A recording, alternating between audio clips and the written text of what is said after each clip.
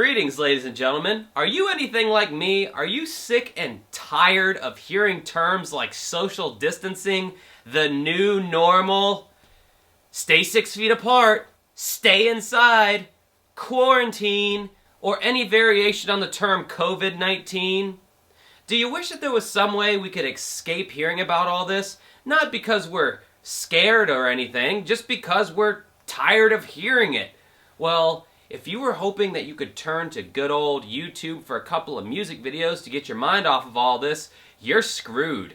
Ever since the entire world has decided to shut down, artists have jumped on the quarantine-themed music video bandwagon. And unlike the virus, there is nothing novel about these music videos. They all look exactly the same.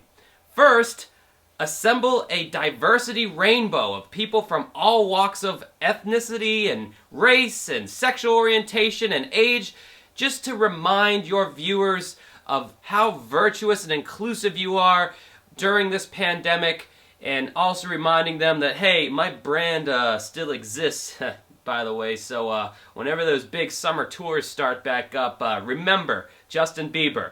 Second, make sure these videos are as uninteresting as possible. The goal here is not to entertain you anymore. It is to remind you that we are all stuck inside indefinitely. And that's fine, right? Doesn't that sound fun? Isn't that something you want to watch? Isn't it? Third, make sure everybody in your quarantine video is smiling, these great big smiles, because the zombie apocalypse is right outside your fucking door. You've been out of work for 2 months, and you can't even go to the bar and get blackout drunk, but by God, we can have tickle fights in our bedroom. Look how happy we are. Now, I know what you might be thinking. Jeez, Josh, people are just trying to make the best out of a bad situation. Why are you being so negative?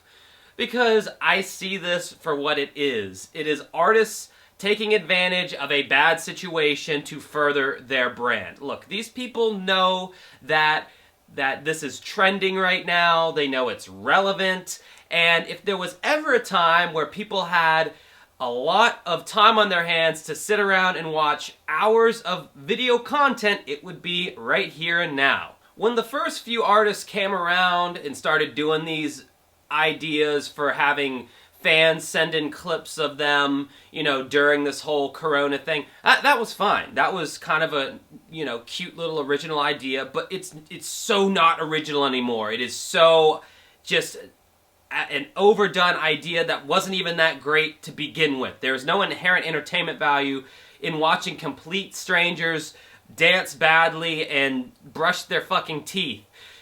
We turn to artists that we love to escape from our everyday lives. That's always been the purpose of entertainment. We're trying to escape the pandemic protocols that are barked at us every single day. I can't go to Walmart without these Gestapo-esque speakers in the parking lot just barking out, wash your hands, stay 6 feet away from people, wash your ass, practice social distancing. You turn on the radio, it's the same thing. You turn on the TV, it's the same thing. You listen to the podcast, it's the same thing.